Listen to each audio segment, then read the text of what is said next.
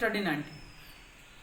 आज हम बात करने वाले हैं यूनिट 3 की, जिसमें हम एलिमेंट का क्लासिफिकेशन यानी क्लासिफिकेशन ऑफ एलिमेंट और उनकी प्रॉपर्टीज़ की बात करेंगे, यानी पीरियोडिसिटी की प्रॉपर्टीज़ उनकी क्या होंगी, तो उस पर डिस्कस करने वाले हैं।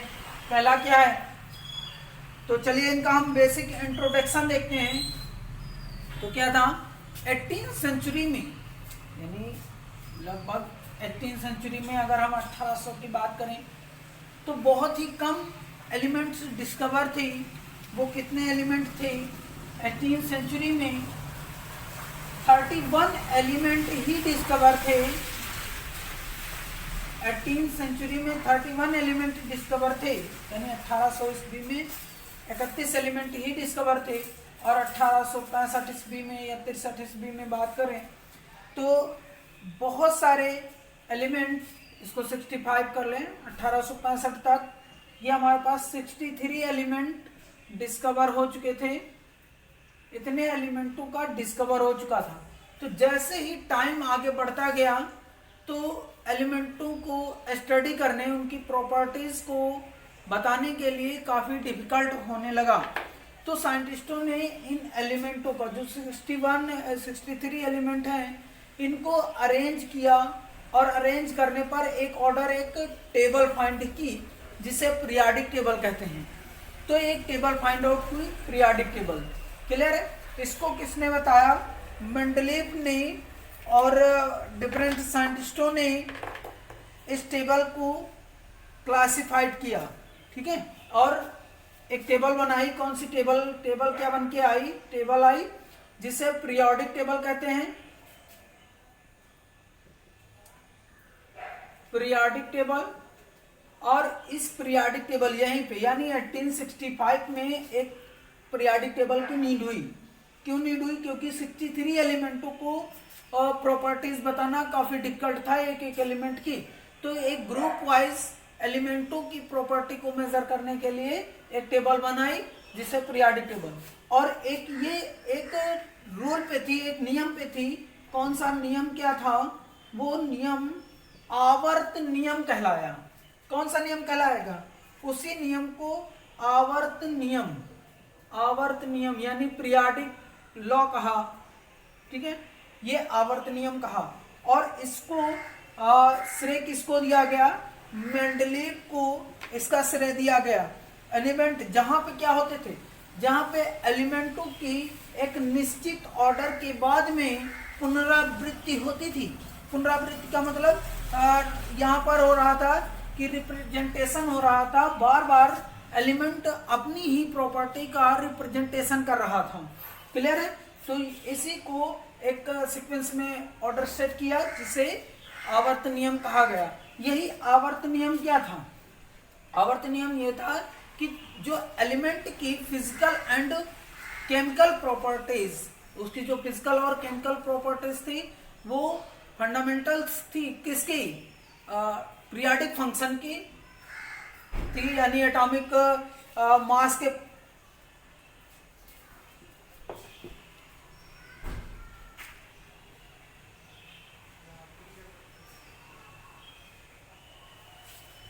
इसी को पीरियोडिक लॉ बताया गया। इसके लिए बहुत सारे साइंटिस्टों ने अपना अपना स्टेटमेंट दिया। इन 63 एलिमेंटों को डिस्कवर करने के लिए अपना एक रूल दिया, जिसमें बहुत सारे साइंटिस्ट थे। मैं उन साइंटिस्टों के नेम बता रहा हूं जो साइंटिस्टों ने अपना स्टेटमेंट इसमें दिया था। तो देखिए किसने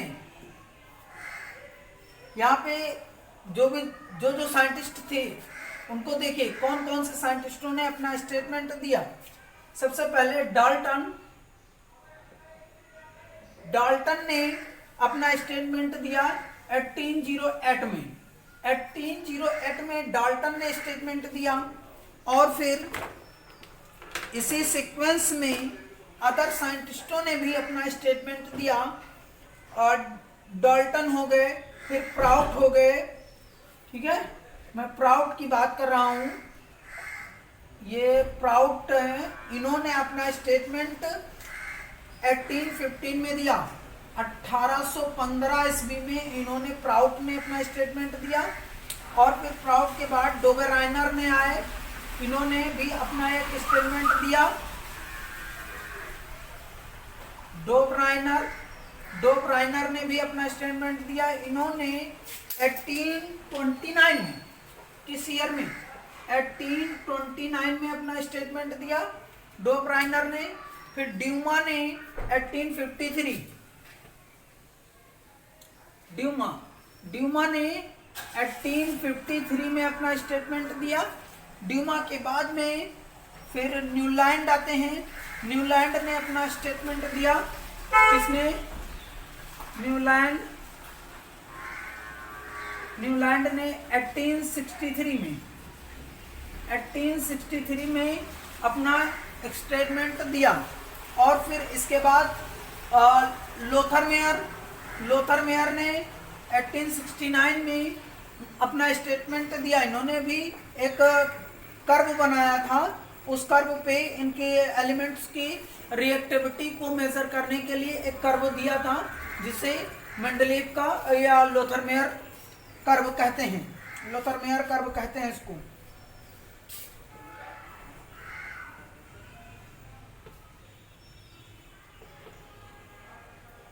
लोथर मेयर ने 1869, लोथर मेयर जो आए वो 1869 में अपना स्टेटमेंट दिया।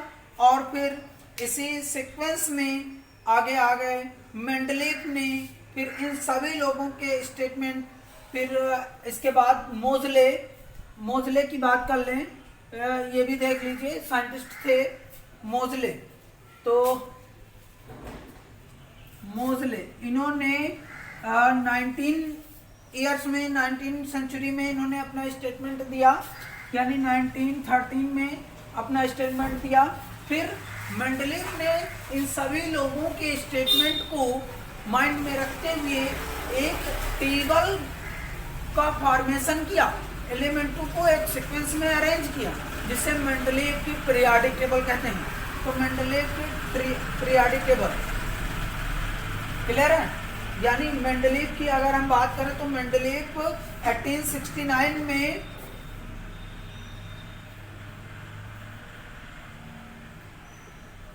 मेंडलीव आए 1869 में इन्होंने अपना स्टेटमेंट दिया। फिर इनके साथ में और आए बोरबरी ने भी अपना स्टेटमेंट दिया। ठीक है, बोरबरी यानी बरी ने भी, हम बरी का भी बता सकते, ये 1921 में इन्होंने अपना स्टेटमेंट दिया। यहाँ पर हम आगे सबकी बात करेंगे। और बोर की बात कर लें तो ठीक है, बोर ने भी अपना स्टेटमेंट दिया।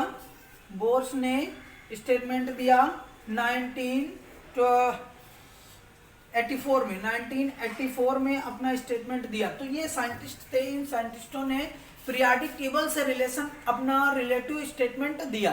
क्लियर है। तो अब इस पर हम बात करते हैं, एक एक एलिमेंट, जो एलिमेंट्स की प्रॉपर्टी है, हर साइंटिस्ट का अपना स्टेटमेंट क्या था। तो चलिए हम उस पर बात करते हैं। सबसे पहले हम बात करेंगे कि प्राउट ने क्या स्टेटमेंट दिया और इसमें डाल्टन ने क्या स्टेटमेंट दिया था।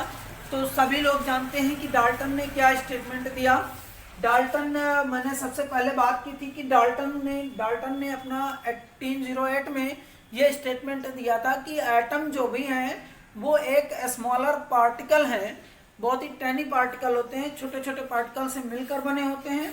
क्लियर, ये स्टेटमेंट डाल्टन ने दिया। फिर प्राउट ने ये स्टेटमेंट दिया कि जो भी एटम है उनका जो मास है वो किसी न किसी एटम से मिलकर बना हुआ है, ऐसी स्टेटमेंट इन्होंने अपना दिया। क्या दिया प्राउट ने ये बताया, प्राउट 1815 में प्राउट ने ये बताया कि जो भी एलिमेंट है उनका मास हाइड्रोजन के मास से मिलकर बना हुआ है, ऐसी बात यहाँ पर बताई। फिर डोबेराइनर, तो चलिए हम प्राउट से फिर से स्टार्ट करते हैं। सो इतना नोट कर लीजिए, फिर उसके बाद हम आगे और इस पर बात करेंगे।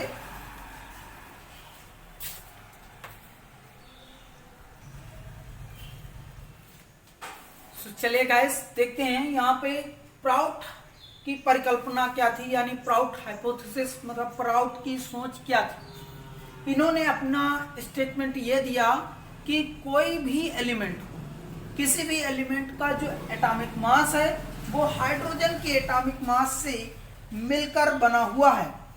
ऐसी बात यहाँ पे प्राउट ने अपने स्टेटमेंट में दी थी।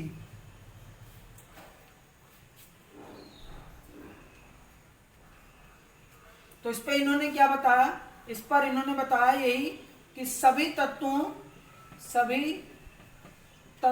का परमाणु भार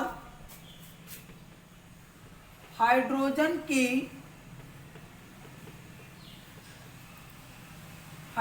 के परमाणु भार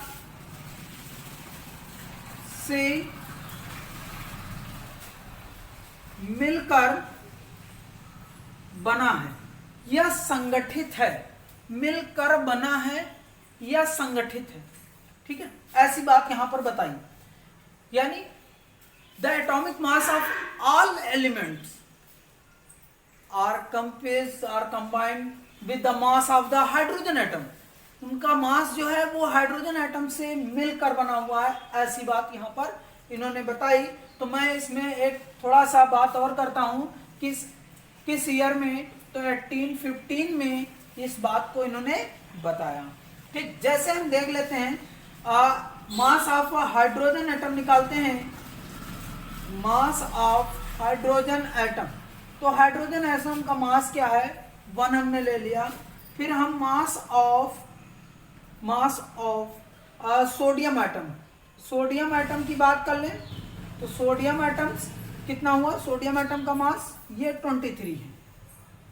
तो ये 23 किसके है, ये है 23 into mass of hydrogen atom. तो ये हाइड्रोजन एटम के मास से मिलकर बना है, ऐसी बात प्राउट ने बताई। फिर प्राउट के बाद हम दूसरे साइंटिस्ट पे आते हैं जिन्होंने अपना स्टेटमेंट क्या दिया।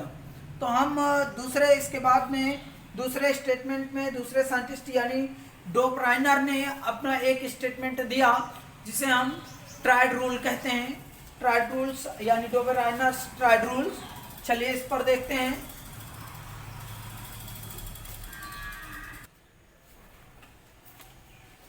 चलिए गाइस इस पर बात करते हैं कि डोबराइनर्स ट्राइड रूल्स क्या है। इस पर देखिए, डोबराइनर ने 1829 में एक स्टेटमेंट दिया। इन्होंने एलिमेंट्स को, उनकी प्रॉपर्टी को मेजर करने के लिए, फाइंड करने के लिए 3 एलिमेंट्सों में, ग्रुप में अरेंज किया। और अरेंज करने के बाद में ये बताया कि जो फर्स्ट और थर्ड एलिमेंट के एटॉमिक मास का एवरेज मिडिल वाले एलिमेंट के एटॉमिक मास के अप्रोक्सीमेटली एवरेज इक्वल होगा। ठीक है, ऐसी बात यहाँ पर बताई उन्होंने। तो चलिए देखिए, उनकी प्रॉपर्टी को मेजर करने के रिस्पेक्ट में एक एलिमेंटों को अरेंज किया और अरेंज करने के बाद में ये बताया कि हम कोई भी 3 एलिमेंट्स ले लेते हैं और उन 3 एलिमेंट्सों के एटॉमिक मास को देखते हैं। तो first and the average atomic mass of first and third element is nearly equal to the atomic mass of middle element. यानी हम जनरली कौन सा, ये लिथियम, सोडियम और पोटेशियम ले लेते हैं। तो इनका हम एटॉमिक मास देखते हैं। देखिए इनका क्या है, ये एलिमेंट हैं, ये हैं एलिमेंट्स और ये इनके एटॉमिक मास। तो ये हो गया 7, इसका एटॉमिक मास 23, इसका 39।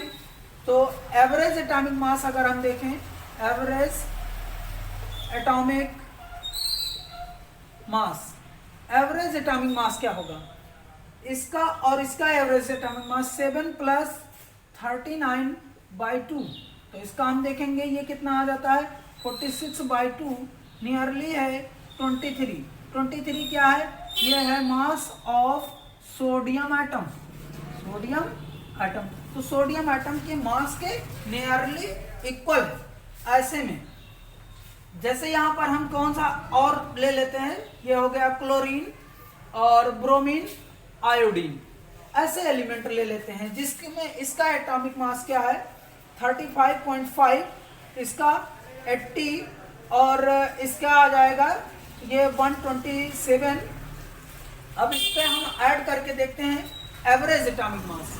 तो चलिए यहाँ पे देखते हैं एवरेज एटॉमिक मास 35.5 प्लस 127/2, तो एवरेज एटॉमिक मास आ जाएगा, ये हो जाएगा 5 और 0.2 और ये आ गया 316 आ गया, 1 आ गया बाई 2 और ये आ गया लगभग 81 अप्रोक्सीमेटली में आ गया 81। तो 81 किसके इसमें किसके नियरेस्ट है, ब्रोमीन के नियरेस्ट है। तो ये है एटॉमिक मास ऑफ ब्रोमीन, ऐसा डोबराइनर ने बताया। क्लियर है ना। तो डोबराइनर के अकॉर्डिंग क्या हुआ, डोबराइनर ने ये बताया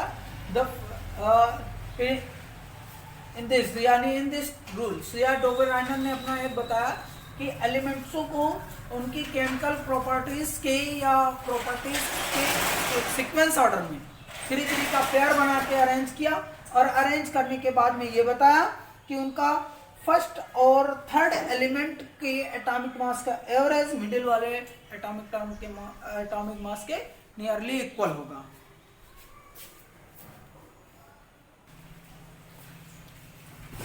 चलिए गाइस, अगले हम बात करते हैं ड्यूमो यानी ड्यूमा की होमोलॉगस सीरीज थी, उस पे इन्होंने ये बताया कि अगर हम एलिमेंटों को उनके एटॉमिक मास के सीक्वेंस में अरेंज करते हैं, किसके एटॉमिक मास के सीक्वेंस में अरेंज करते हैं, तो एक ही ग्रुप के एलिमेंटों का एटॉमिक मास एक दूसरे से रिलेटेड होगा।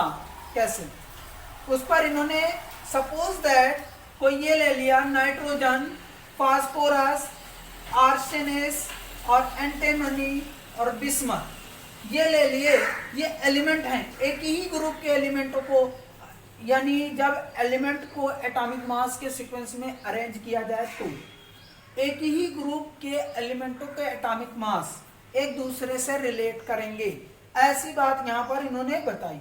तो इसका हो गया, ये हो गया 14 और ये हो गया, इसका होता है 31, इसका 75 एटॉमिक मास और इसका होता है 119 और इसका 207 होता है। ये एटॉमिक मास होते हैं और अगर हम इसको अरेंज करें तो 14 हो जाएगा और इसका अगर हम अरेंज करें तो कैसे हो जाएगा, देखिए 14 प्लस 17, ये जो फास्फोरस का एटॉमिक मास है ये इसमें इसके एटॉमिक मास में नाइट्रोजन का एटॉमिक मास मिक्स है, ऐसी बात बताएं। दूसरे में आ जाते हैं तो ये भी होता है 14 प्लस 17 प्लस 44 ऐसा बताया। तो इसमें देखिए ये आ गया इस ऑर्डर में, यानी इसमें ये क्या है, फास्फोरस का एटॉमिक मास ऊपर वाले का अरेंज होता चला आ रहा है। अगले में आ जाइए तो ये हो गया 14 प्लस 17 प्लस 2 इंटू 44, तो इसमें ऊपर वाले का एटॉमिक मास अरेंज है। नीचे आ जाइए फिर 14 प्लस 17 प्लस 4 इंटू 44, तो ऊपर वाले का और इसमें अरेंज है। यानी ये बताया A और A प्लस बी हो गया, और ये ऑर्डर बताया A प्लस बी प्लस सी, और इस ऑर्डर को बताया A plus B plus 2C, और इसका जो हो गया A plus B plus 4C। तो ये एक सीरीज बन गई, इसी सीरीज को होमोलॉगस या ड्यूमा होमोलॉगस कहते हैं। क्लियर है। हर एक एलिमेंट में उससे पहले वाले एलिमेंट का एटॉमिक मास मिक्स है, ऐसी बात यहां पर इन्होंने बताई। तो क्लियर है। अब नेक्स्ट बात करते हैं न्यूलैंड की। तो न्यूलैंड ने अपना क्या स्टेटमेंट दिया और किस ईयर में दिया, उस पर बात करते हैं। चलिए इसको नोट कर लीजिए।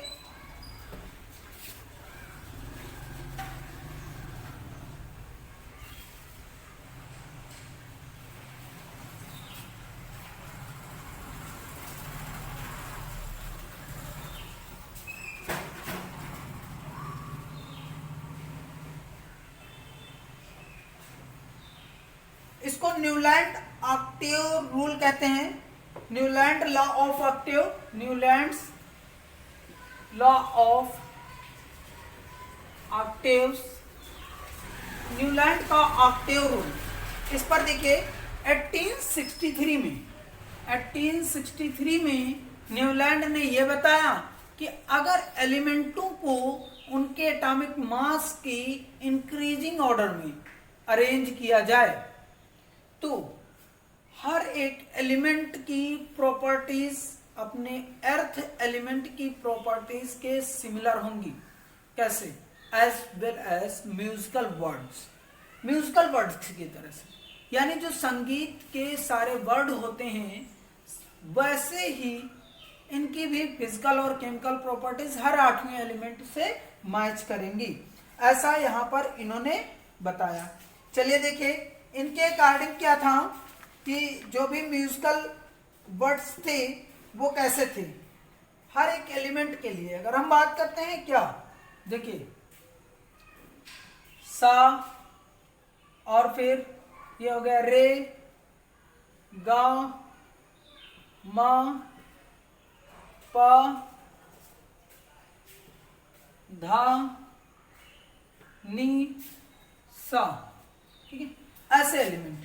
तो वही आ रहा है लौट कर सेम उसी एलिमेंट को, तो यहां से इसको हटा भी सकते हैं यहाँ, क्योंकि यहाँ पे पहले से ऑलरेडी लिखा हुआ है ये म्यूजिकल वर्ड है। तो अब हम एलिमेंट की बात करते हैं कि कौन से एलिमेंट हैं उनको। देखिए एलिमेंट जैसे हमने यहाँ पे ले लिया कौन सा, लिथियम है, लिथियम, लिथियम के बाद में फिर beryllium, boron, carbon, nitrogen, oxygen, fluorine, ये एलिमेंट आ गए।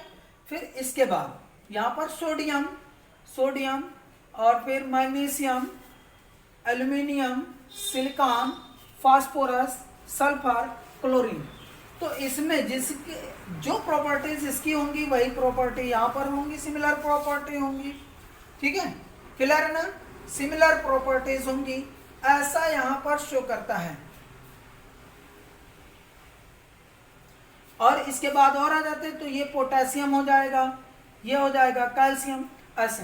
तो लिथियम, सोडियम और पोटेशियम की प्रॉपर्टी सिमिलर पाई गई। अगर हम जनरली यहाँ पर फिजिकल प्रॉपर्टी में बात करते हैं तो देखिए इसकी अगर हम वैलेंसी की बात कर रहे हैं तो इसकी वैलेंसी 1, इसकी भी वैलेंसी कितनी, वैलेंसी 1, इसकी भी वैलेंसी कितनी हो गई, 1 वैलेंसी। तो ऐसे में इनकी वैलेंसी, और ये कैसे हैं, ये है मेटल, ये भी मेटल, ये भी मेटल। अगर हम रिएक्टिविटी बात करते हैं तो ये कैसे हैं, मोस्ट रिएक्टिव मेटल हैं, ठीक, मोस्ट रिएक्टिव, ये सारे के सारे मोस्ट रिएक्टिव। यहां पर बात करते हैं तो ये क्या है, ये है non metal, non metal, non metal, ये भी नॉन मेटल। तो यहां पर क्या है, इनकी सिमिलर प्रॉपर्टीज मैच करती हैं, ठीक है। अगर ये 1 2 3 4 5 6 7 और फिर आ जाएं तो फिर यही अर्थ ही पड़ेगा, यानी पहला एलिमेंट और 8वें एलिमेंट सेम प्रॉपर्टी शो करेंगे, ऐसा न्यूलैंड ने बताया। क्लियर है? सो गाइस आज तक यहीं रोकेंगे और मैं उम्मीद करता हूं आप सबको हमारा ये वीडियो बहुत पसंद आया होगा। अगर पसंद आया है तो हमारे चैनल को सब्सक्राइब करें और अपने दोस्तों में शेयर भी करें।